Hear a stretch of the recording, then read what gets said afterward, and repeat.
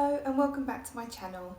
Happy Saturday to you, and the weather is just glorious and there's nothing I like more to do than to sit out in the sun under a little bit of shade with a lovely drink.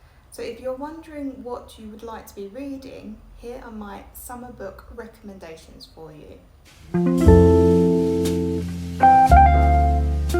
And my first suggestion is Agatha Christie, Evil Under the Sun. This sums up an English summer holiday for me. A quaint hotel with guests learning of each other, and everyone seems to be in a really good mood because they're there to relax and enjoy the weather, enjoy the food, enjoy the atmosphere of the place. But when Poirot turns up, it puts a seed of concern into some of their minds that murder is about to take place. Poirot reassures them that he too is just there holidaying, however the reader knows better. And soon enough, the beautiful Arlena Stewart is found on the beach, strangled to death. This is an easy read, easy to follow, and not all that long in length. A brilliant, immersive story from the Queen of Crime. Another suggestion is The Feast by Margaret Kennedy. This is another English seaside story. This story gets you hooked from the beginning because the drama has already taken place. The hotel has collapsed and you don't know who has survived. It then goes to the start of the holiday of people arriving and getting to know the characters, still unaware of who will survive this terrible incident and who won't. You start rooting for the characters who you like and not so much for those that you don't mind to see perish. Very entertaining to read.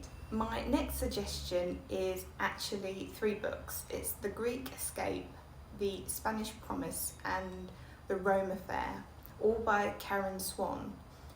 I read The Greek Escape one summer about 5 or 6 years ago, and then read The Spanish Promise and The Rome Affair straight after that. I read them all in that summer, and the memory of the enjoyment of these books remains with me because it was pure escapism. Wealthy people in wonderful locations, they are making decisions about their lives and futures while learning the past lives of others and learning from their decisions that they have made in their lifetimes. Gentle and engaging stories, they make a lovely summer read. The Peacock Spring by Ruman Godden.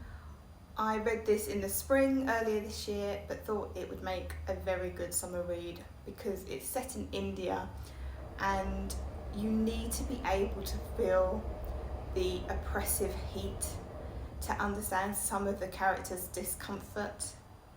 The story is centred on Una. She and her sister are brought from England to their father's home in India, where he's based for work. They have been taken out of a good school in England, put into his home in order to have his new love interest move in as well, and for it not to be seen as a scandal. It's respectable because she is going to be the girl's governess. Una quickly realises what is going on and is resentful that not only has she been brought here as a cover-up, but that the governess is not educated enough to actually teach her. So she gets frustrated and is looking for further education. She then discovers Ravi, the gardener, who is also academic and loves beautiful poetry. He writes poetry. She wants to learn, and under Ravi's tutor, the pair spend more time with each other. She falls in love with Ravi. The conflict between the characters, the issues of class and society, expectations, all feel as engulfing as that heat. A poignant and thought-provoking read. My one non-fiction choice is the biography of Elizabeth David by Cheney.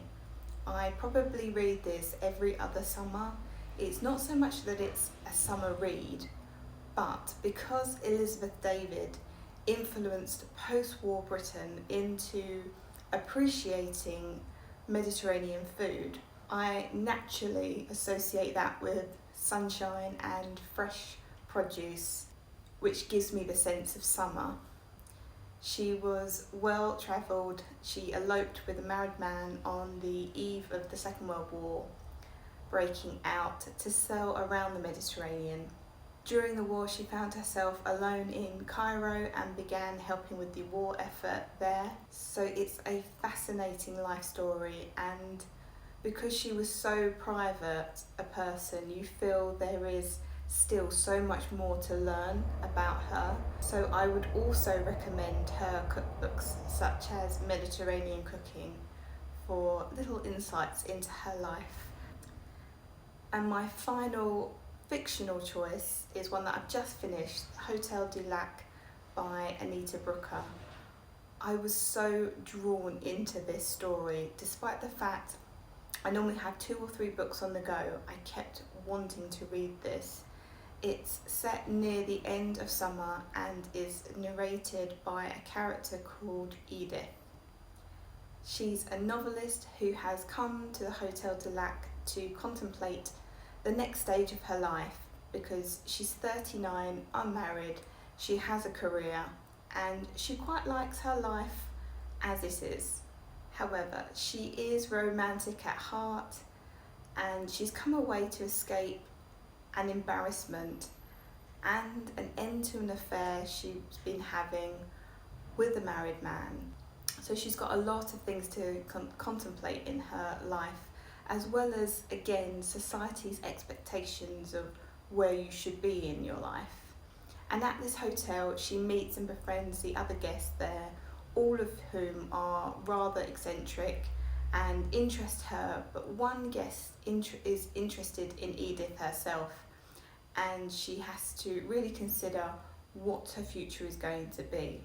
A really enjoyable read, and like I said, I just kept going back and back to it, so that's why I wanted to include it in this video. And that is everything for this video. Thank you so much for watching. I hope you are enjoying some sunshine wherever you are in the world, and I shall see you next week for another video. Thank you so much for watching, and goodbye.